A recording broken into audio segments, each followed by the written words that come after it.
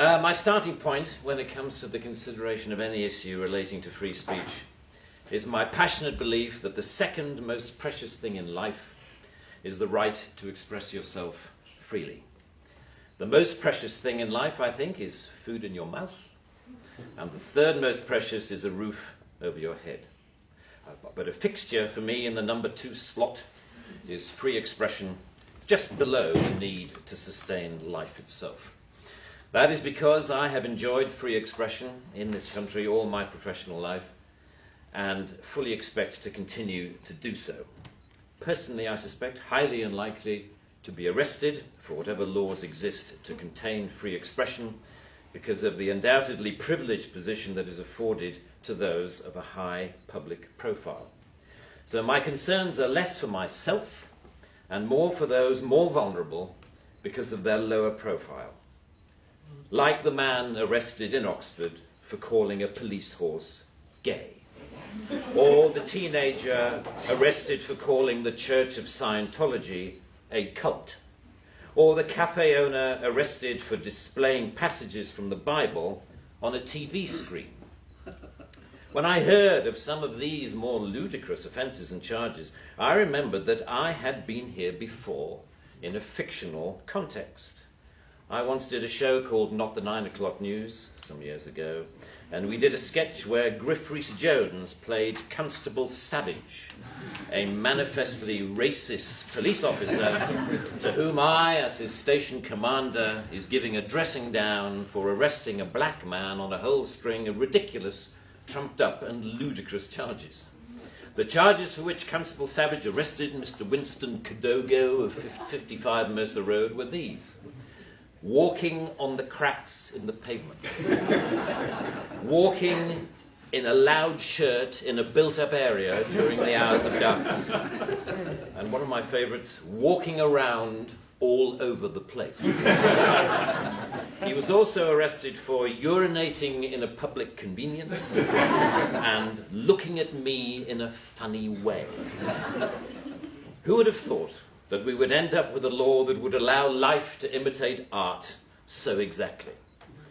I read somewhere a defender of the status quo claiming that the fact that the gay horse case was dropped after the arrested man refused to pay the fine, and that the Scientology case was also dropped at some point during the court process, was proof that the law was working well, ignoring the fact that the only reason these cases were dropped was because of the publicity that they had attracted. The police sensed that ridicule was just around the corner and withdrew their actions. But what about the thousands of other cases that did not enjoy the oxygen of publicity, that weren't quite ludicrous enough to attract media attention? Even for those actions that were withdrawn, people were arrested, questioned, taken to court, and then released. You know, that isn't a law working properly. That is censoriousness of the most intimidating kind, guaranteed to have, as Lord Dear says, a chilling effect on free expression and free protest.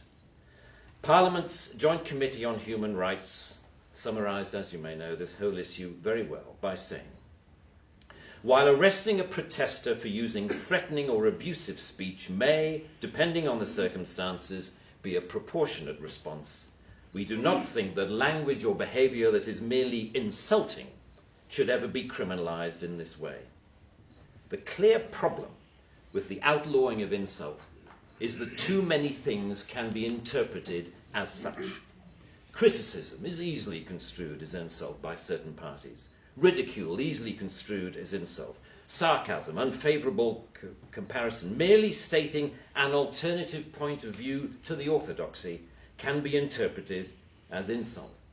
And because so many things can be interpreted as insult, it is hardly surprising that so many things have been, as the examples I talked about earlier show. Although the law under discussion has been on the statute book for over 25 years, it is indicative of a culture that has taken hold of the programmes of successive governments, that with the reasonable and well-intentioned ambition to contain obnoxious elements in society, has created a society of an extraordinarily authoritarian and controlling nature. echoes what you might call the new intolerance, a new but intense desire to gag uncomfortable voices of dissent. I am not intolerant, say many people, say many softly spoken, highly educated, liberal-minded people. I'm only intolerant of intolerance. And people tend to nod sagely and say, oh yes, wise words, wise words. And yet if you think about this supposedly inarguable statement for longer than 5 seconds, you realize that all it is advocating is the replacement of one kind of intolerance with another, which to me doesn't represent any kind of progress at all. Underlying prejudices, injustices, or resentments are not addressed by arresting people. They are addressed by the issues being aired, argued, and dealt with, preferably outside the legal process. For me, the best way to increase society's resistance to insulting or offensive speech is to allow a lot more of it.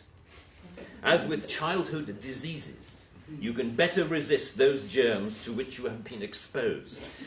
We need to build our immunity to taking offence so that we can deal with the issues that perfectly justified criticism can raise. Our priority should be to deal with the message, not the messenger. As President Obama said in an address to the United Nations only a month or so ago, laudable efforts to restrict speech can become a tool to silence critics or oppress minorities.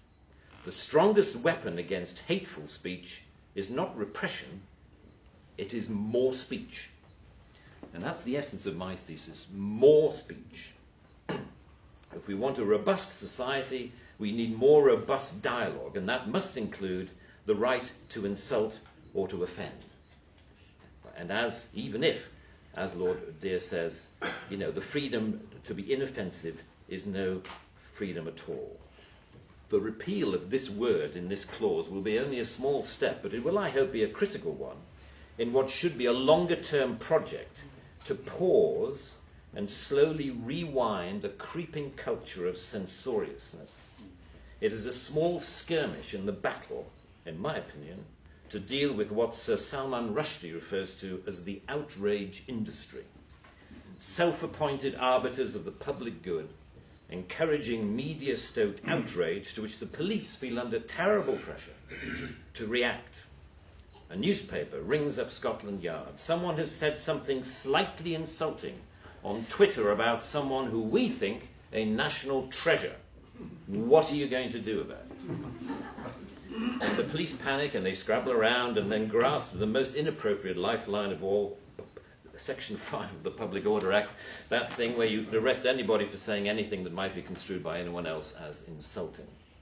They don't seem to need a real victim. They need only to make the judgment that somebody could have been offended if they had heard or read what has been said. The most ludicrous degree of latitude. The storms that surround Twitter and Facebook comment have raised some fascinating issues about free speech, which we haven't really yet come to terms with. Firstly, that we all have to take responsibility for what we say, which is quite a good lesson to learn. But secondly, we've learned how appallingly prickly and intolerant society has become of even the mildest adverse comment. The law should not be aiding and abetting this new intolerance. Free speech can only suffer if the law prevents us from dealing with its consequences. I offer my wholehearted support to the Reform Section 5 campaign. Thank you very much. For more great content, like, subscribe and hit the notification bell.